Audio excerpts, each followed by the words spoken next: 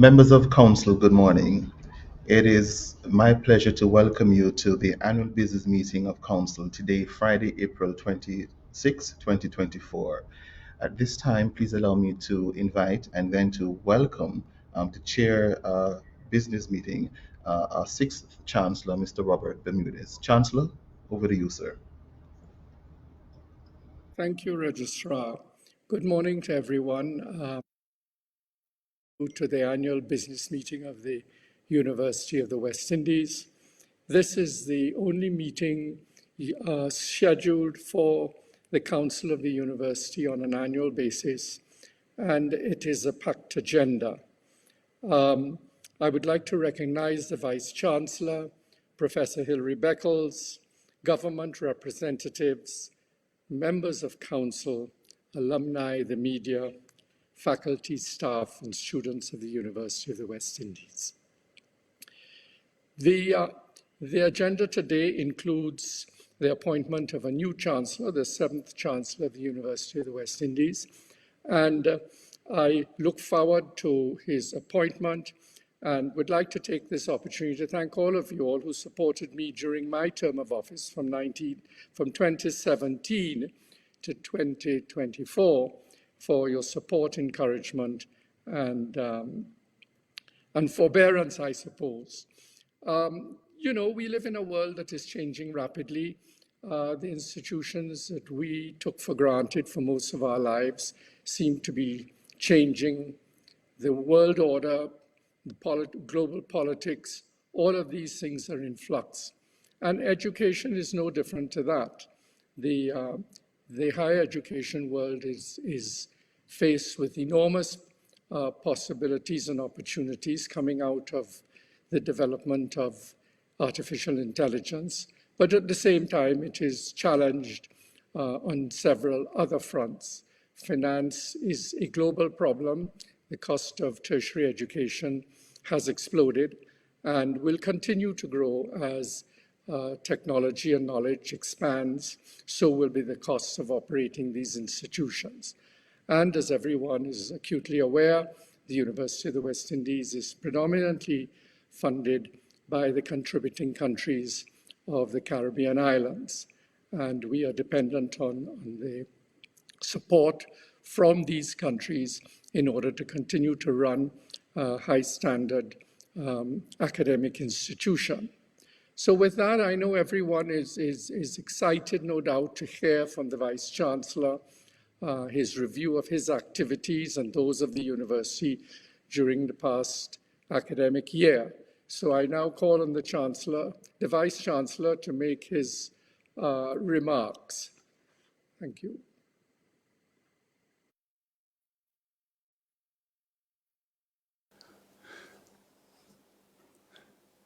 Very good morning, Chancellor Bermudez, distinguished ministers of governments, all of my distinguished colleagues, members of the participating audience.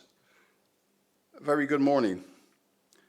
It is, for me, a tremendous honor to present this report to Council, the annual report, in this instance, the year in review 22-23.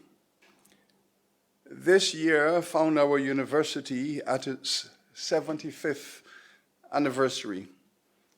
And I think it's important to reflect upon that because during the year, we were placed in a circumstance of reflection, celebrating the enormous achievements of the institution over these decades, but also projecting into the future because we have been future focused all along. 75 years of service to our region is very commendable in the context of our colonial past because we are an institution that began its journey within the colonial context, 1948, and moved to be an independent institution, breaking away from our ancestral connections to University of London, but importantly, we survive the collapse of the West Indies Federation, and it took an enormous amount of work to protect and to secure the University of the West Indies in that very divisive and acrimonious culture that followed the collapse of the Federation. We survived and we thrived, participating in and leading in many ways the anti-colonial struggle to bring us through to nationhood and sovereignty.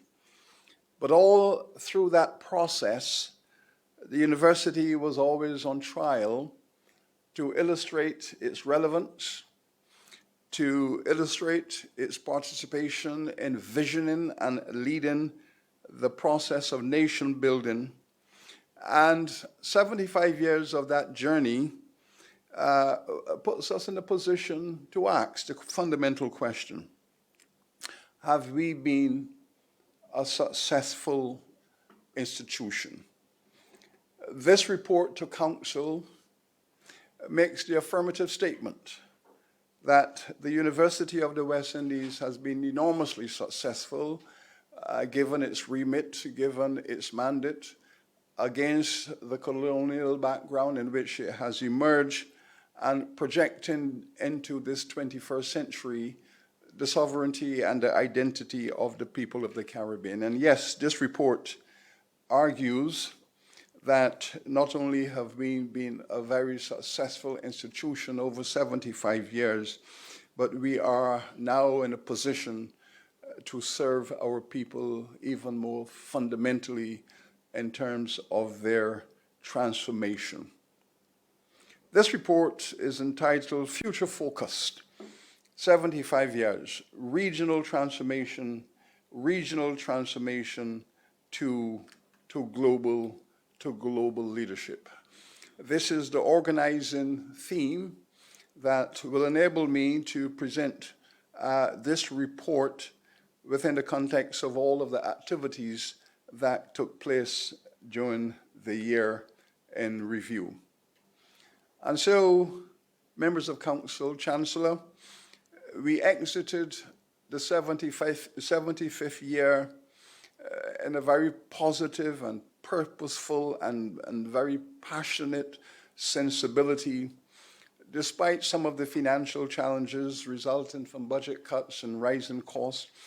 We emerge even more prepared than ever before to be a leader in the world of higher education. We're not just participating in the world of higher education, we have positioned ourselves to be a global leader. We also had the opportunity to reflect on our 70th anniversary. And in the context of that 70th anniversary, we made it clear to our stakeholders, and this was reflected in the regional media, that UE was going global. And this was a headline feature in the Gleaner newspaper in our 70th year. And another feature which said, UWI top ranking. That is significant because it reflected the success that we had achieved within the context of our strategic plan. A, to have our university recognized quantitatively, scientifically as a top-ranking university, but also to do so within the context of being globally competitive and globally engaged. In the last 5 years, we have built upon this narrative. We have evolved this strategy. We have indeed established our presence as a globally first-class ranked and activist university. And therefore, this report is against the background of strategies we had rolled out prior. It is clear to our region, and I must say how proud I felt when our colleagues were able to hunker down and take this institution through the COVID experience and to emerge from that experience stronger and much more focus.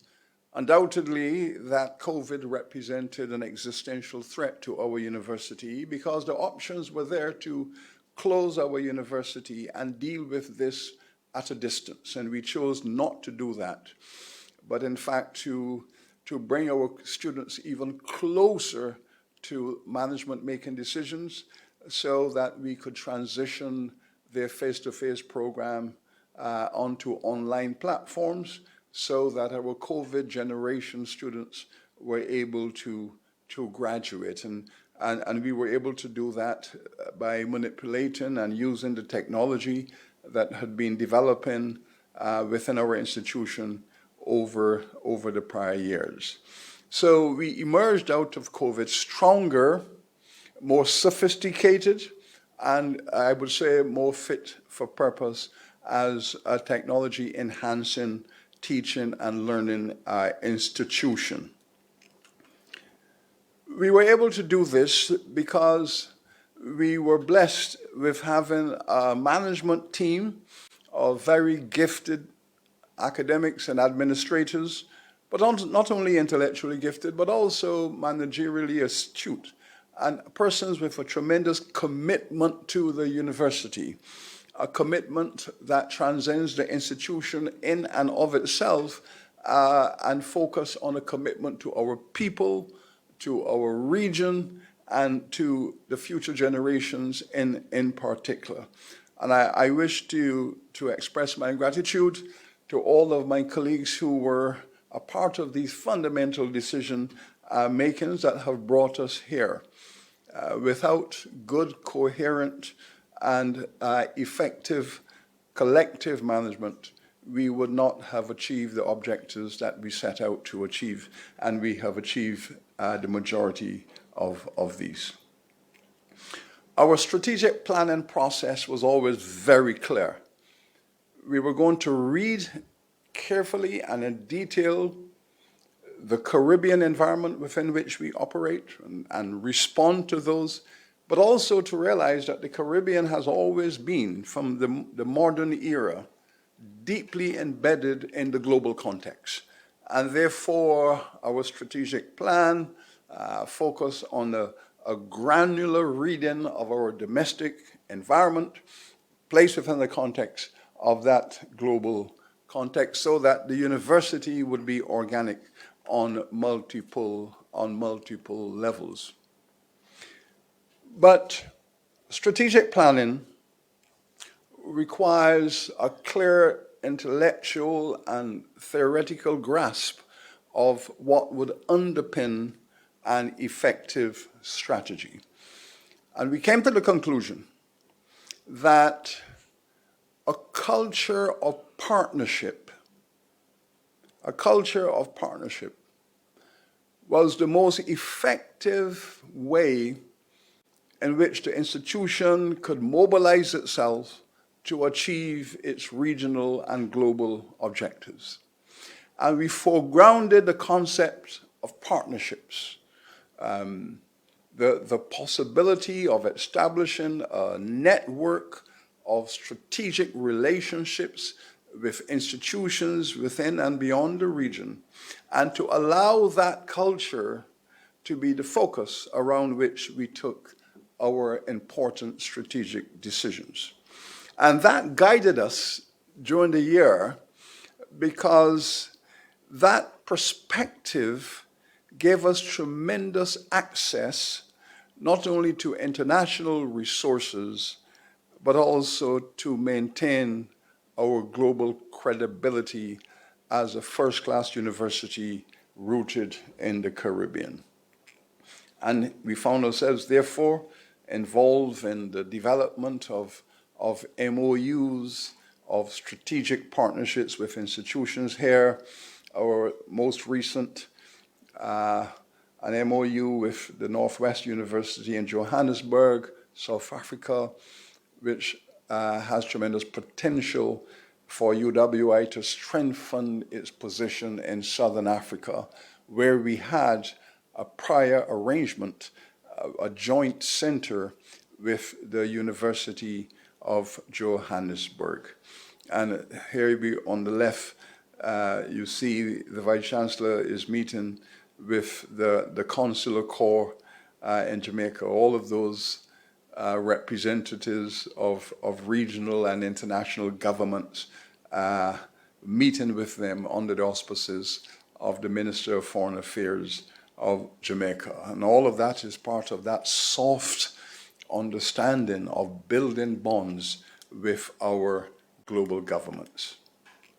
But many other institutions were within our purview, and some of these were yielding investments in the university, because that would also help if in building out your network of partners, those partnerships are yielding revenue inflows into the university. And here we see Airbnb, in which we signed up with them, and they were able to make an investment of $250,000 US to facilitate the work within tourism in the university. This is very important to us, and many other institutions, as you can see, Future Earth, which is a network that is concerned with coastal solutions and climate change, and we were able to sign up with them, and in that process, they made an investment of $300,000 in our faculty at our St. Augustine campus. But we took the opportunity also to provide leadership that had been expected of us by CARICOM.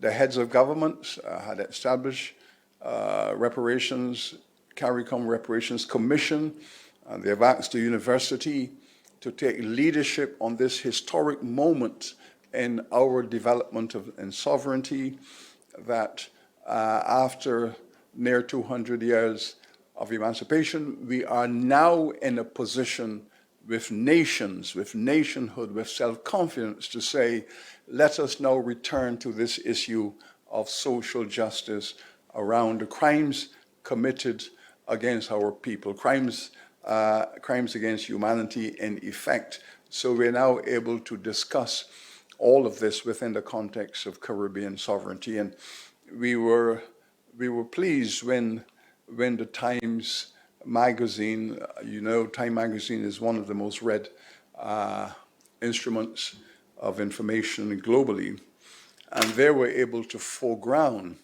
the UWI in this global conversation, that the UWI is out there globally providing leadership to the world reparatory justice movement. And a critical part of the university's leadership in this regard, on behalf of CARICOM, was to make a strategic decision that the Caribbean movement for justice requires that African states must come on board so that CARICOM in Africa can speak with one voice. And so at Cave Hill here, we organized this symposium, and we were blessed with the presence of African diplomats, as well as the Vice President of the Republic of Colombia, who traveled to Barbados in order to make a statement that Colombia will provide global leadership along with CARICOM in our hemisphere, and to build bridges to the African movement. And this was the first time that we were able to bring African leaders, Latin American leaders into the Caribbean to create this global context. And the university served the purpose of hosting and conceptualizing these developments. We also had the opportunity to reach out to those institutions and those families in Europe that had participated in these crimes against humanity and have responded to our call to come to the fore, to make the relevant apologies to the people of the Caribbean and Africa, and participate in a reparatory justice conversation. And here, the Trevelyan family, which was one of the largest slave-owning families in the Caribbean out of Britain, traveling to the Caribbean, under the auspices of the University of the West Indies, to make apologies to the people of the Caribbean and to begin the process of creating repair.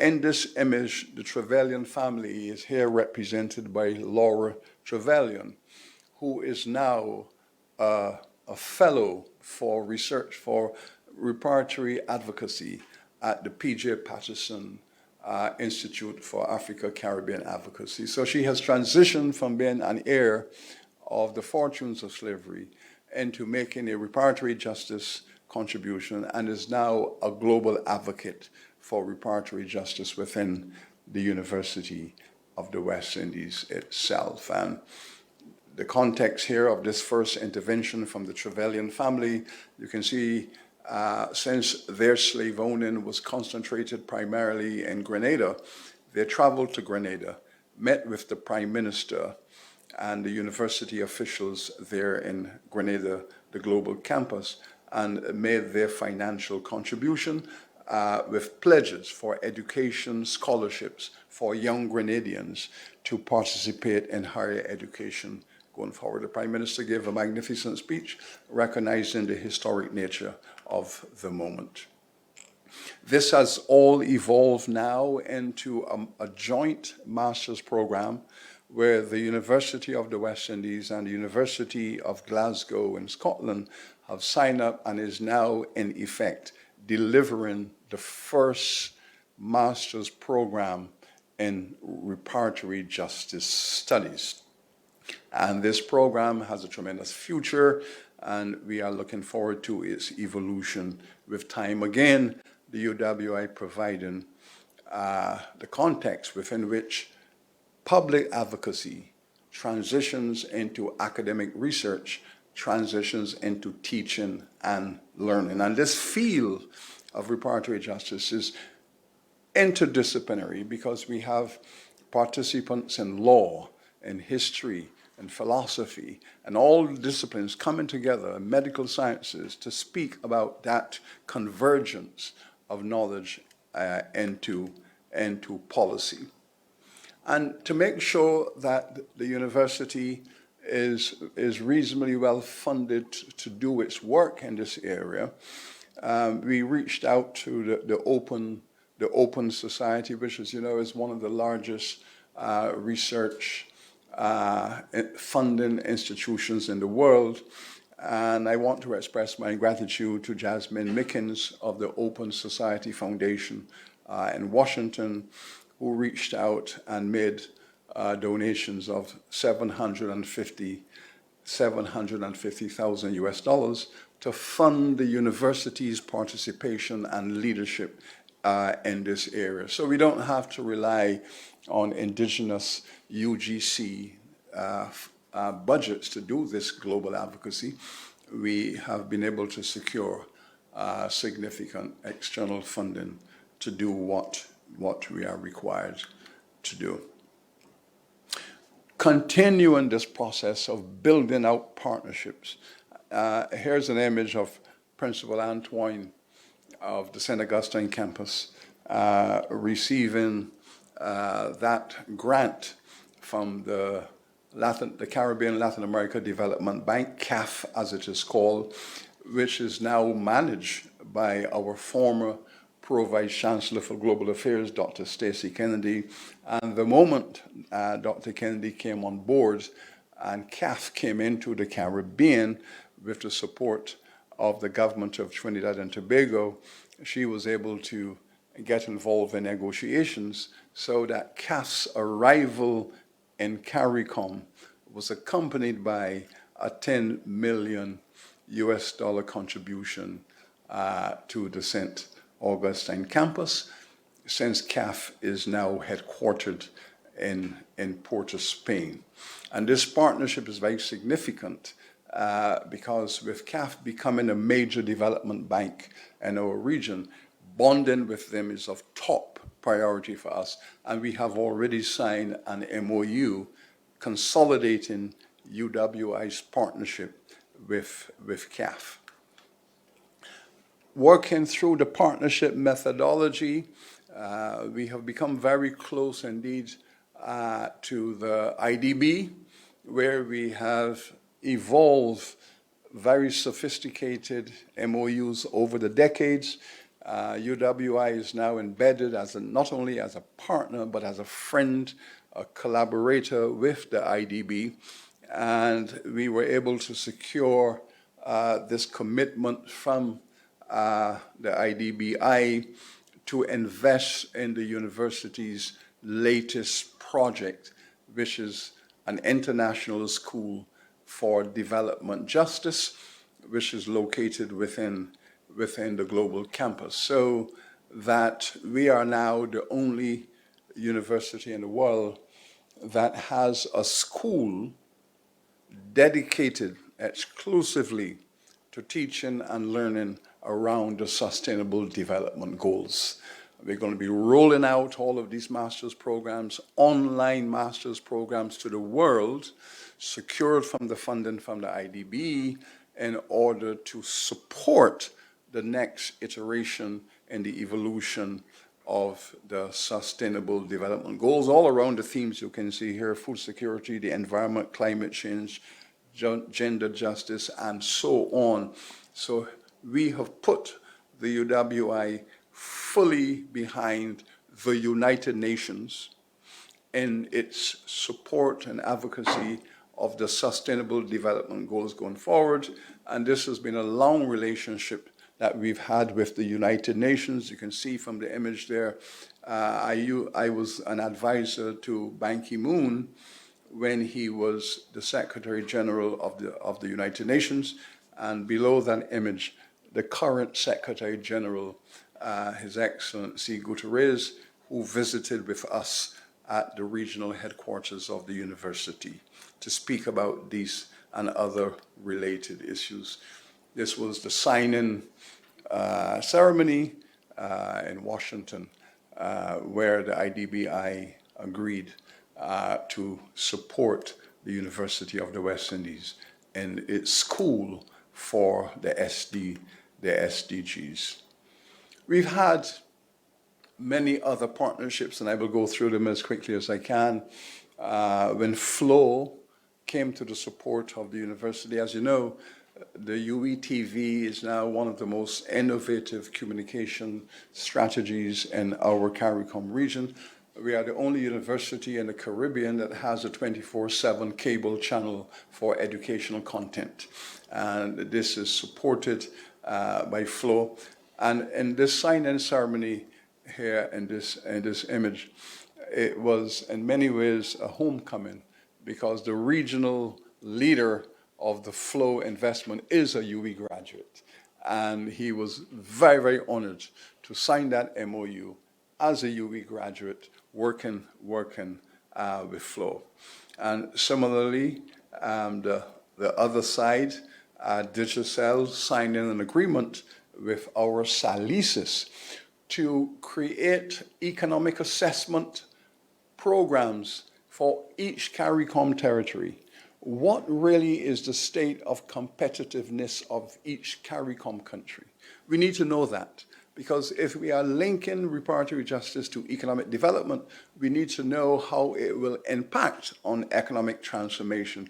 SALISIS was funded by Digicel to do that research so that policy can be formulated. And this contribution here from the late Bridget Friedman, who made an investment through her will to the UWI Cayfield campus especially, because her family had been a part of the accumulation of wealth from the slavery system, and she wanted to participate in her personal reparatory justice program. And these partnerships at the domestic, personal level, institutional level, global level, these are the partnerships that create the context within which we have thrived in the years. We now have 10 global centers, so that to describe UWI as a regional university with 5 campuses, we have to make the next step in that analysis, 5 campuses, and 10 global centers. So we truly are an international, multinational university. This is what we have pursued. This is where we wanted to be. So we have a center in China. We have students over there who are involved in the software engineering program. That this has evolved out of the visit by the president of China to CARICOM and the China CARICOM Treaty that spoke about technology transfer. And we were out there within a flash to become the implementation institution of CARICOM in respect of that treaty. And that's why we are out there in China. Our joint institute with the State University of New York. Now, you have to feel the power of that, because, you know, the State University of New York has 500,000 students. We have 50,000. We have 5 campuses. They have 55 campuses. But, you know, the elephant and the little ant, they come together, and I want you to imagine the elephant and the ant dancing to Caribbean music. It's a fantastic metaphor, but the point is that SUNY and UE have come together to create a Center for Sustainable Development and Leadership. And in 3 weeks' time, we will be going to Buffalo, to the headquarters of SUNY, to revise and to expand that MOU and to focus it more effectively around public health, virology in particular.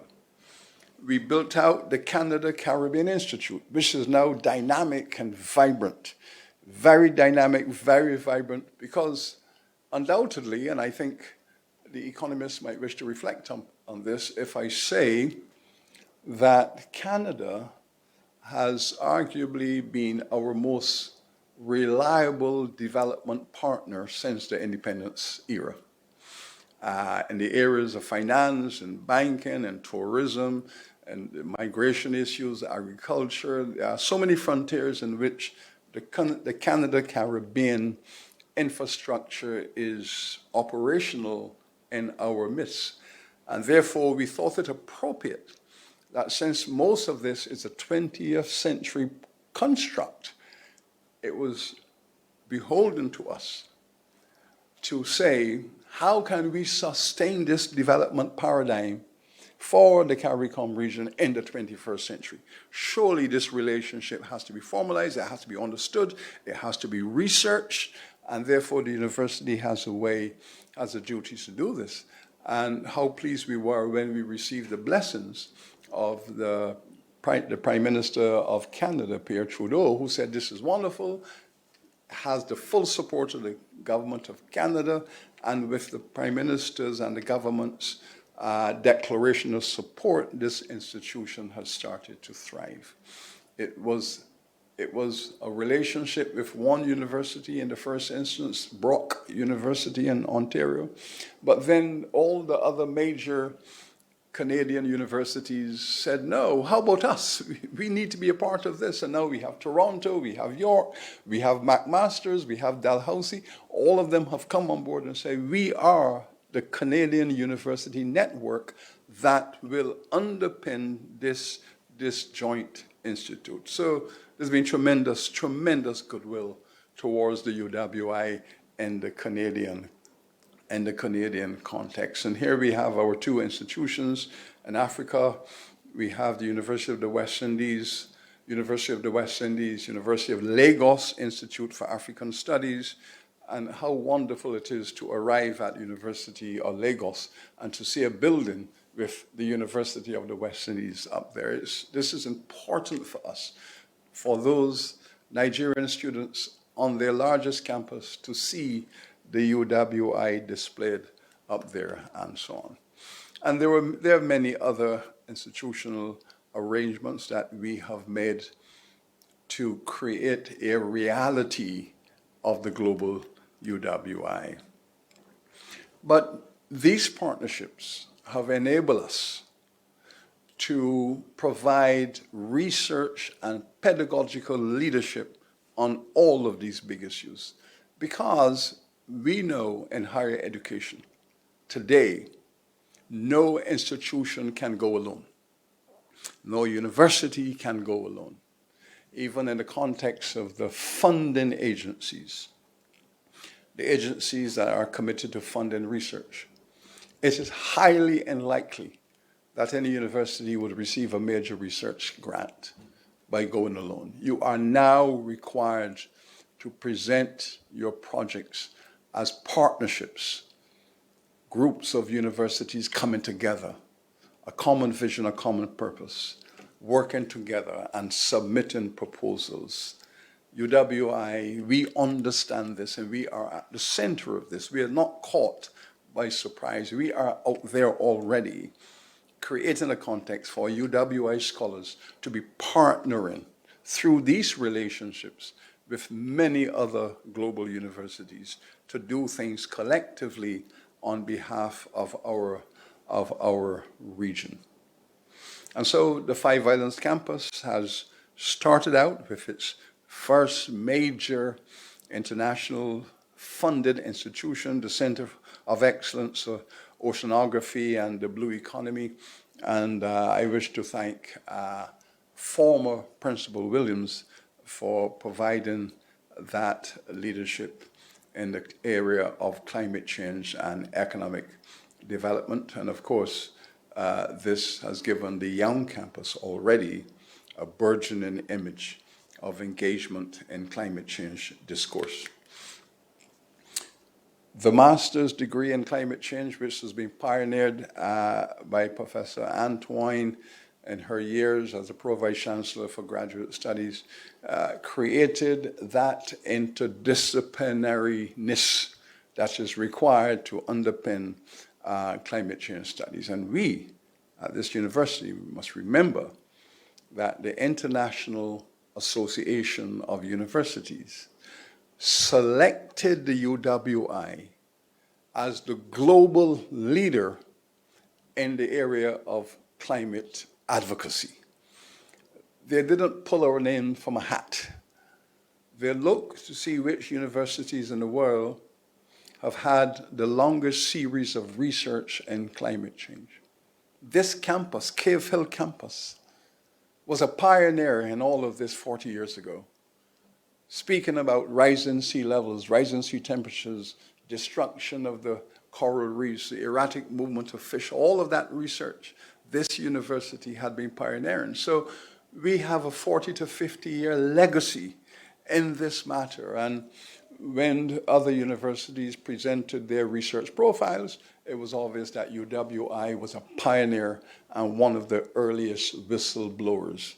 The world have now come to understand what the UWI had been talking about for several decades. And the partnerships continue to build, resulting in recognition for our university. How proud we felt last year. I want you to imagine how proud we felt last year when the mayor of New York, Eric Adams, informed us that April 20th will be the year of UWI. April 20th is UWI Day in New York. Now, a mayor of one of the largest cities in the world does not announce a date and celebration of a university unless the evidentiary basis of this is sound. So we were in New York, meeting with the mayor and celebrating UWI Day by the state of New York. Your reputation is obviously soaring when you're able to achieve those kinds of accolades. And we were also celebrating our principal partner, CARICOM, at 50. CARICOM at 50. As you heard from the Chancellor, we are a public university funded by our governments, CARICOM. We're celebrating their 50th year As we celebrated our 75th, they celebrated their 50th, and we were able to launch very effective programs and deepen our relationship with the Secretariat of CARICOM in Georgetown, with Dr. Carla Bennett, who's done an excellent job as Secretary General of CARICOM. But relationships that are forged in the historical process, they need to be refashioned and taken to the future. And the university had the pleasure of hosting all of the British High Commissioners of the Caribbean who came to the regional headquarters in Jamaica. And I had the honor of hosting them in the context of a working lunch. These are the High Commissioners from Guyana, Belize, Jamaica, Barbados, all the way to the Bahamas, and they all came to UWI. And we were able to speak about that initial grant of the British government that allowed our medical school to take form in 1948. We were able to reflect on that 1948 moment. And I was able to say to these excellencies, you planted a seed, but look what we have done with it. Look what we, the people of the Caribbean, have done with our university.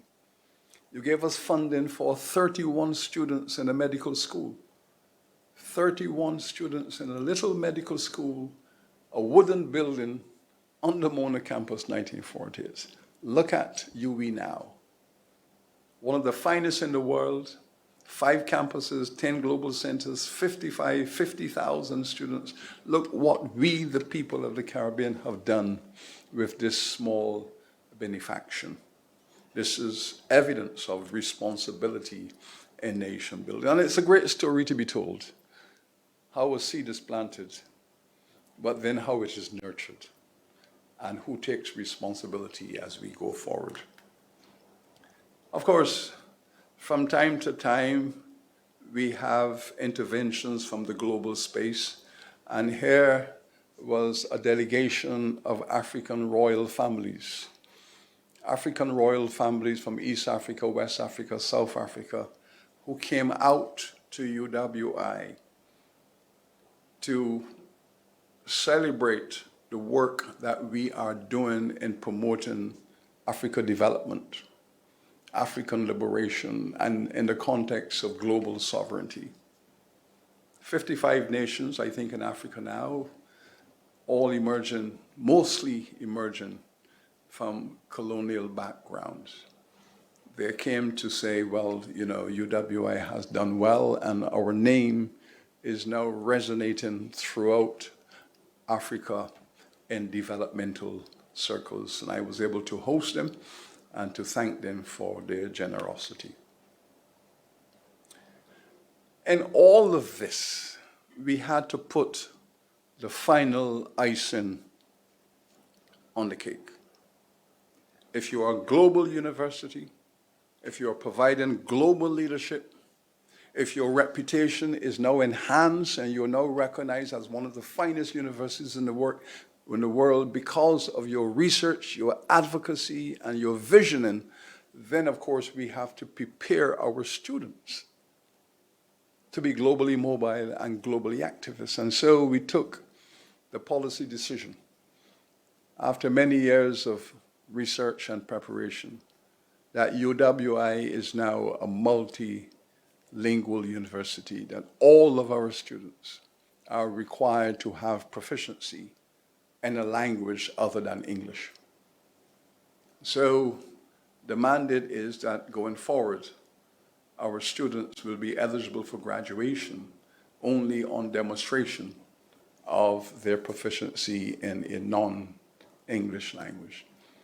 This is the beginning, but I want you to imagine how this global university will be producing the kinds of graduates that we in the Caribbean expect to have graduates who can go anywhere in the world and survive, thrive, and provide leadership. So UWI is now declared, like many of the fine universities in the world, we have joined that category, a multilingual university.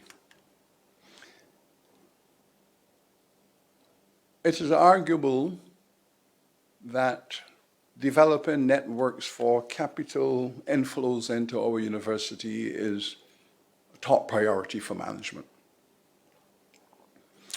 And when our Five Islands campus, through the leadership of the Prime Minister Galston Brown of Antigua and Barbuda, and the leader of the Five Islands campus at that time, Principal Dennis Williams, were able to negotiate an $80 million investment in our youngest campus. Of course, there were many persons who were concerned about our OECS UWI intervention and how sustainable it was going to be. That, of course, was a risk that we took in our university, that we need now to go into the OECS. They were the founding members of our university. We have arguably been underperforming in the OECS sub-region, and we had to turn that around, and so we took that strategic decision. And working with the government, the principal of Five Islands, they were able to secure this $80 million, which is arguably the largest single capital investment in many decades. It is very important for us to recognize this. In much the same way that we recognize that when the government of Trinidad and Tobago made that $100 million investment in our Pinal de Bay development. These are single investments that create new frontiers for the university and secure their footing as new policies are emerging.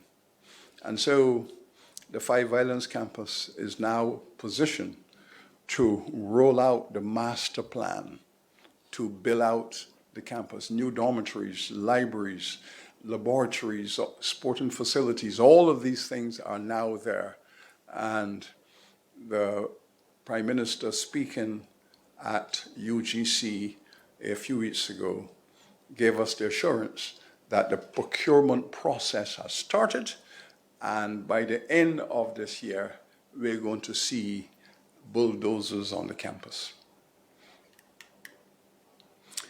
We continue to focus on the expenditure profile of the university.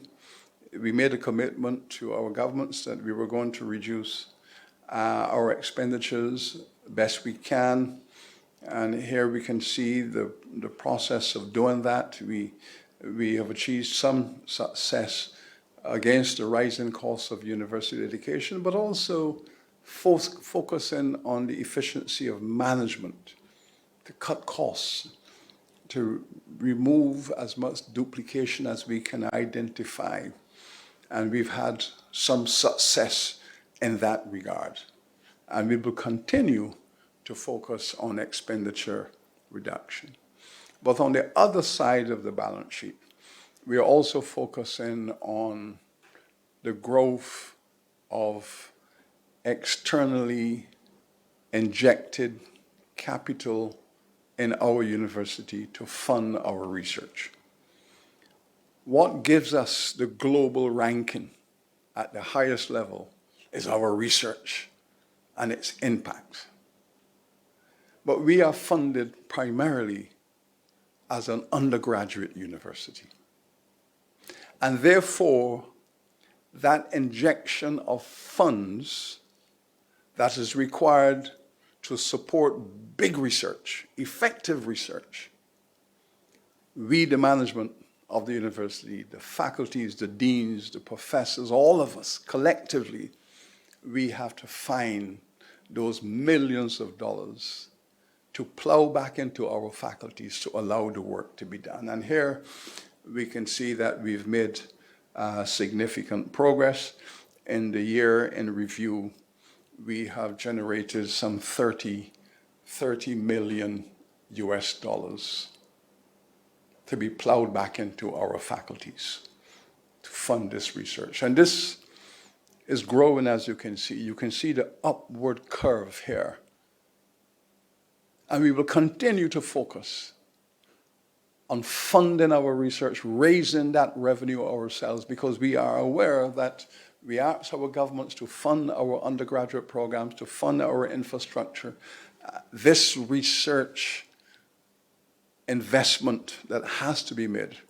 I wish to thank all of our campus principals, our deans, our professors, our heads of departments who were writing grants, identifying donor agencies around the world, bringing that back into the faculties to support research graduate students, cutting edge research for publication. This is an indication of the beginning of the success we have identified as the entrepreneurial university finding its way in the competitive global world. All of our campuses have been given targets in rolling out the entrepreneurial strategy. We have taken the decision that 50 million US dollars is the target that the university has set for itself. We have taken upon ourselves that we will find 50 million US dollars per year to give us that future growth that we are looking for. And so the campuses all have their targets. And you can see the list there on the left where the campuses are required. And we believe that this is very doable. The work has started, and I'm confident that in the next year or two, we will have turned this university around in its entrepreneurial dimensions.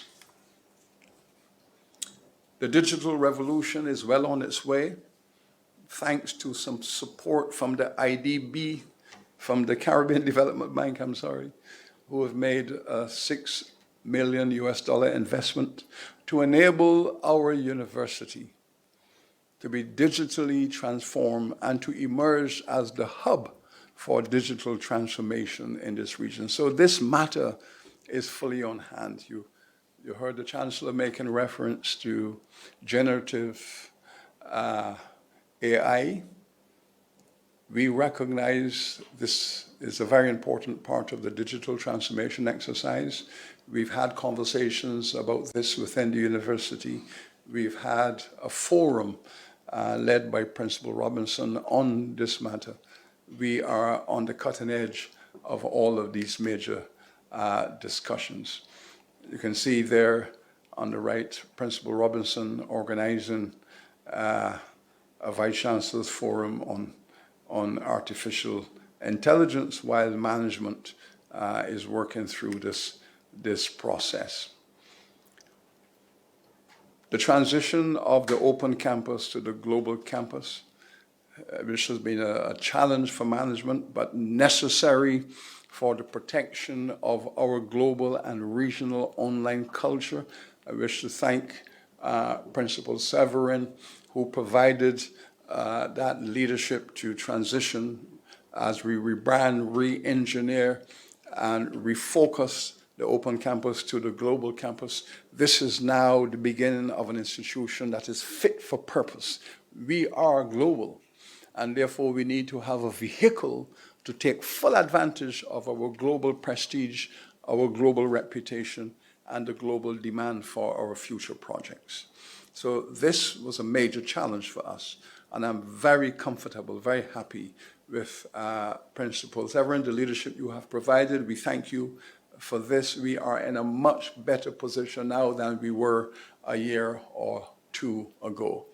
There were strong voices in support of this transition because it is recognized that in the former open campus, we are the only university in the Caribbean that has developed a center of excellence in online teaching and learning and the use of technologies for multiple formats. Our open campus ancestrally was a site of technical innovation and creativity, and that evolved right there in our presence.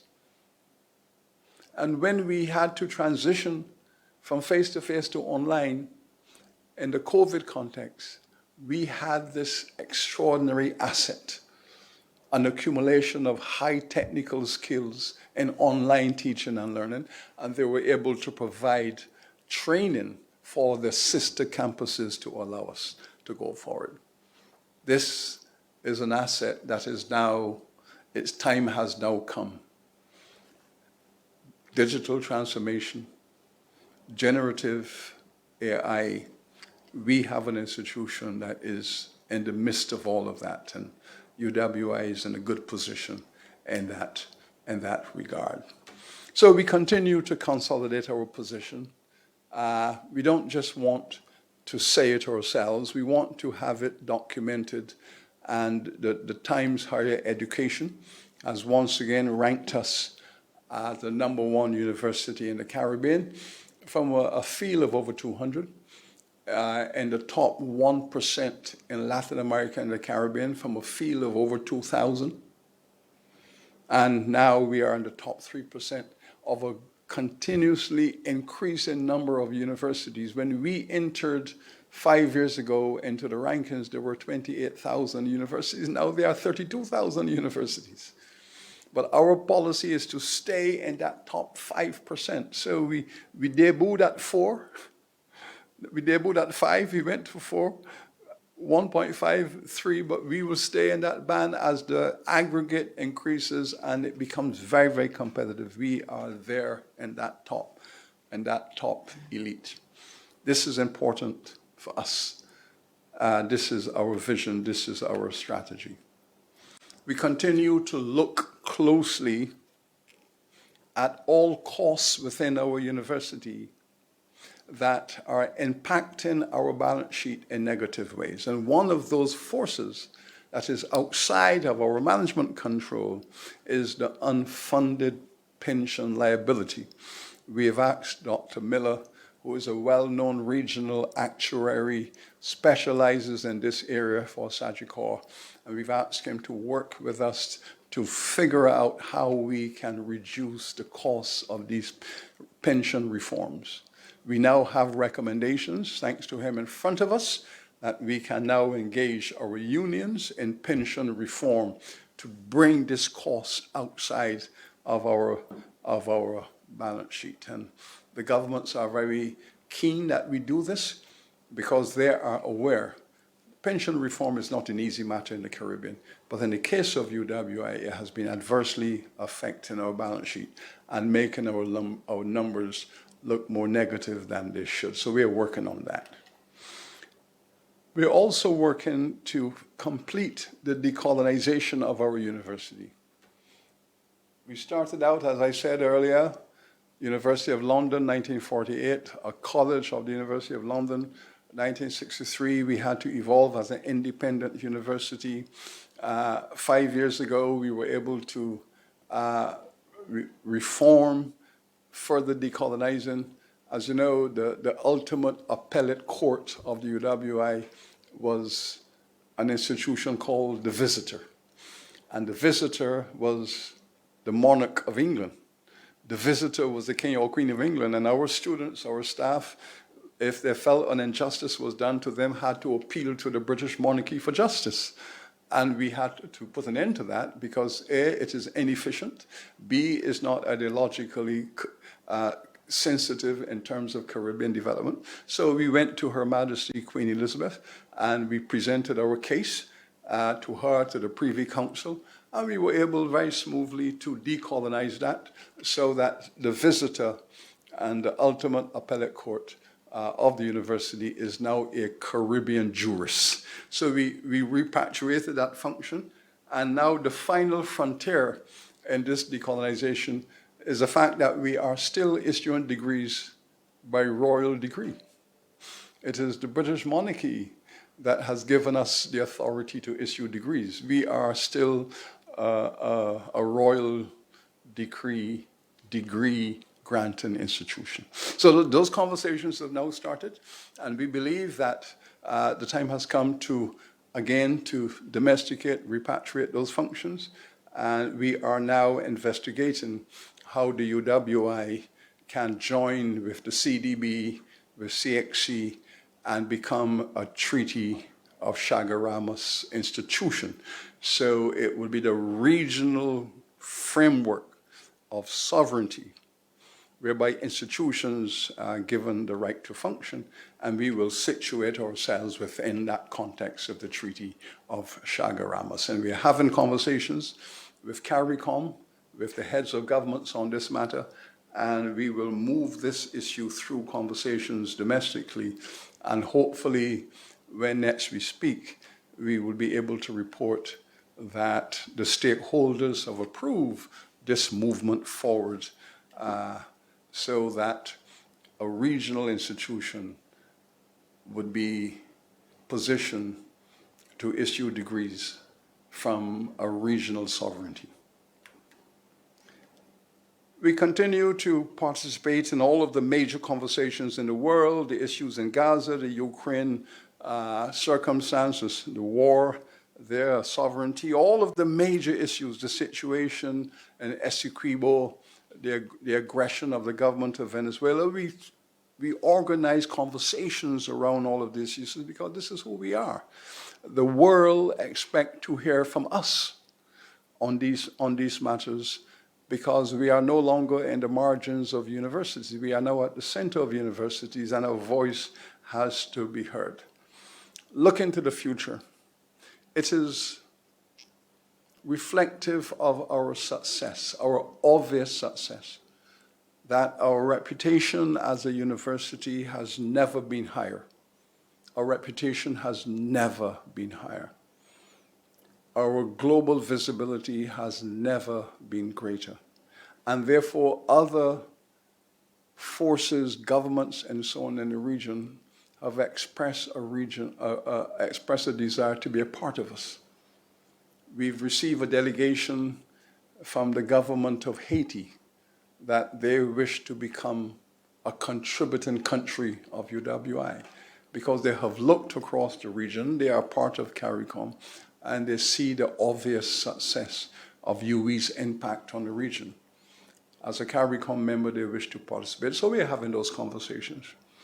The government of Colombia, with a Caribbean coastline, a Caribbean community from Cartagena right around, they have expressed an interest in the UWI setting up an institute in Colombia to focus on issues of CARICOM, international trade, justice, and basically to promote their identity as a Caribbean nation.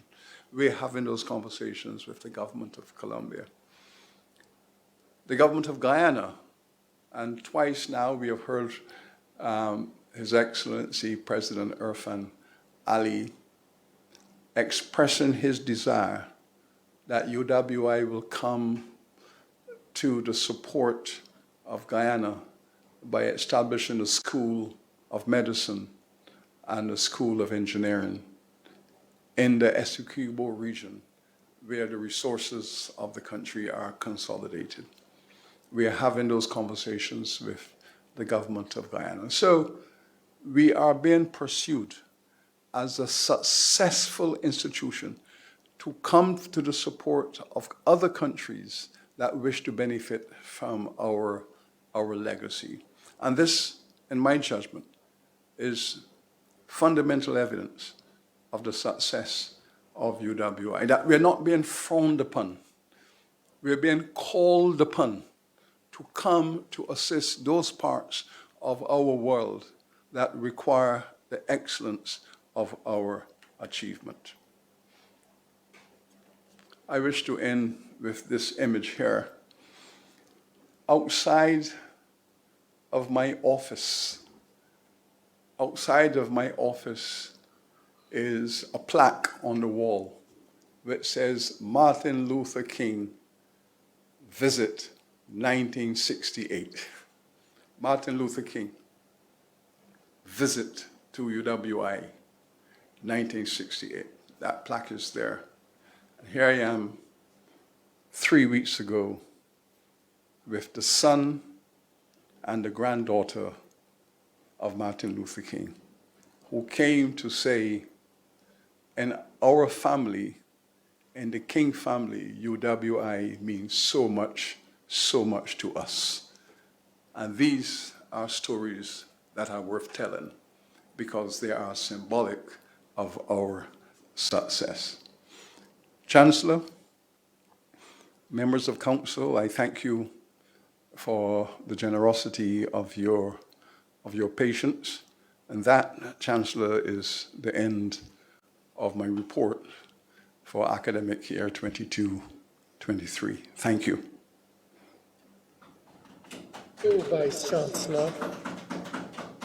As you heard, the Vice Chancellor had a wide-ranging report on the many activities of the university which wove a story of success.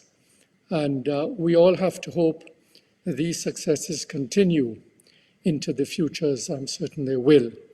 This now brings to an end the public part of the council meeting for 2024. And I thank you for your attendance, those of you all who have joined in through UWITV, and I wish you a good day. Thank you.